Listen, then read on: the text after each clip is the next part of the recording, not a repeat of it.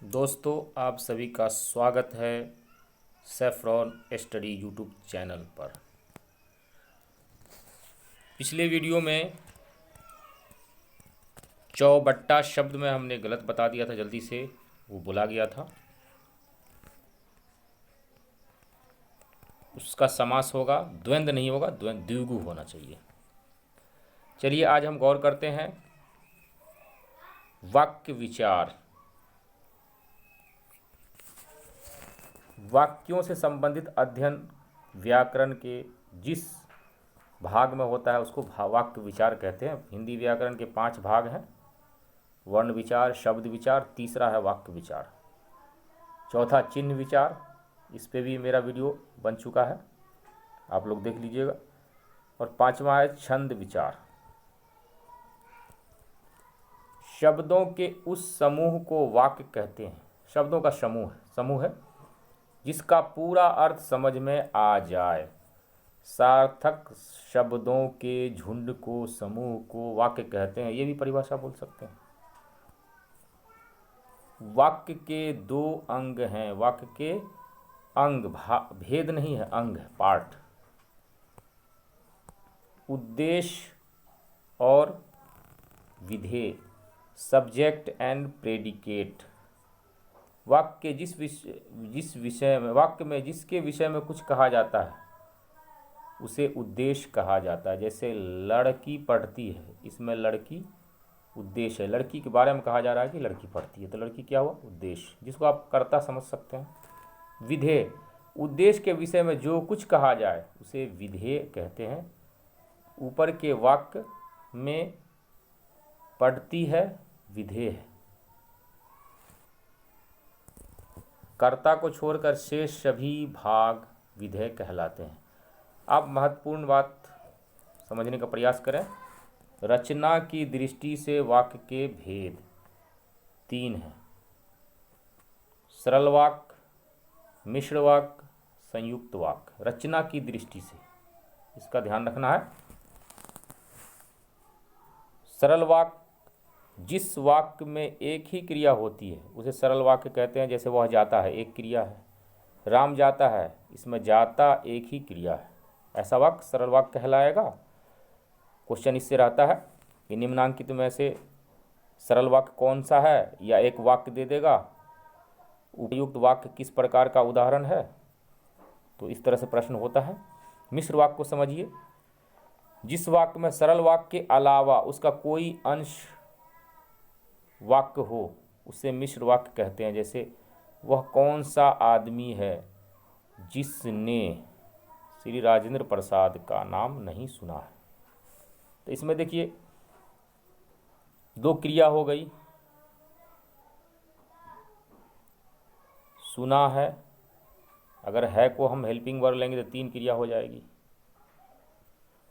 अब ये जिसने 2 वाक्य को जोड़ रहा है, जहाँ एक योजक हो, 2 वाक्य को जोड़ने वाला हो, मिल जाए, वो सरल वाक्य हो, मिश्र वाक्य हो जाएगा। मतलब ये समझ लीजिए इंग्लिश का कंजंक्शन यदि मिलता है तो वाक्य सरल नहीं होगा, वो मिश्र में आ जाएगा। जैसे मैं वहाँ नहीं गया क्योंकि वर्षा हो रही थी। क्योंकि लग के 2 वाक्य जुड़ गया तो ऐसा वाक्य मिश्र वाक्य होगा। आप समझते हैं संयुक्त वाक्य को, जिसमें सरल और मिश्र वाक्यों का मेल संयोजक अवयवों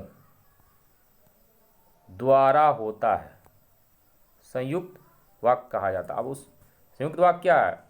सरल वाक्य और मिश्र वाक्य मिल जाते हैं, मतलब इसमें एक से ज़्यादा संयोजक होगा, जोड़ने वाला होगा। जैसे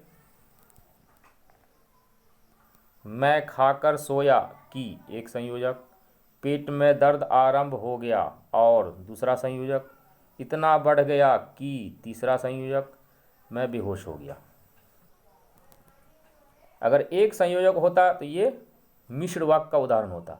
एक से अधिक, 1, 2, 3 संयोजक आ गया तो ये हो गया संयुक्त वाक्य। बस इतना कोड याद रखना है।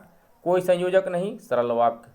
एक संयोजक, मिश्र वाक्य। एक से अधिक संयोजक हो, संयुक्त वाक्य। अब संयोजक क्या क्या होगा? और, कौन, क्यों, क्योंकि, क्योंकि, अथवा, इसलिए, लेकिन, परंतु, ये सभी संयोजक मिलेंगे। कि एक हो ऐसा शब्द तो मिश्र वाक्य, और एक से अधिक हो संयुक्त वाक्य, सरल वाक्य पहचानने में कोई दिक्कत नहीं होगी, कोई कठिनाई नहीं होनी चाहिए। अर्थ की दृष्टि से वाक्य भेद, रचना की दृष्टि से आपने पढ़ा, अब अर्थ की दृष्टि से। क्वेश्चन में ये देखना है किस दृष्टि से पूछ रहा है। अर्थ की दृष्टि से वाक्य के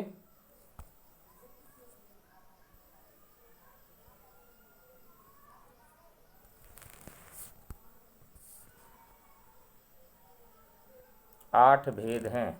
अर्थ की दृष्टि से वाक्य के 8 भेद हैं। विधिवाचक, निषेधवाचक, आज्ञावाचक, प्रश्नवाचक,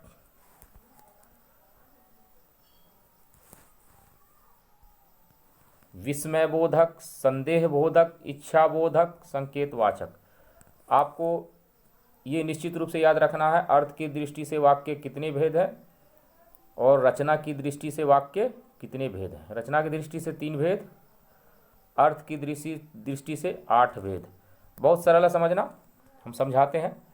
विधिवाचक, निषेधवाचक, आज्ञावाचक, प्रश्नवाचक, नाम से ही पता चल जाएगा। विधिवाचक, नियम के अनुकूल होगा वाक्य, जिसमें किसी बात के होने का बोध हो। मैं घर गया, मैंने खाया, तुमने पढ़ा, ये सब विधिवाचक है। निषेधवाचक वाचक, इसमें मना किया जाएगा, रोका जाएगा।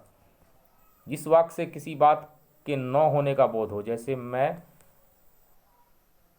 नहीं सोया हूँ, उसने नहीं खाया। निषेध मतलब निगेटिव। आज्ञावाचक, आज्ञा दिया जाएगा, जिसमें आज्ञा का बोध हो। तुम किताब पढ़ो, तुम रो नहीं, यहाँ आओ, वहाँ जाओ, पानी लाओ, ये सब क्या है? आज्ञावाचक।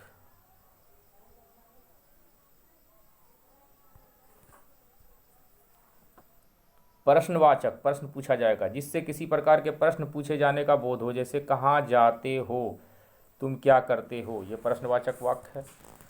नाम से ही पता। विस्मयवाचक, इसमें दुख, तकलीफ, घृणा, खुशी, ये सब प्रकट किया जाता है, जिससे आश्चर्य, हर्ष, दुख का बोध हो।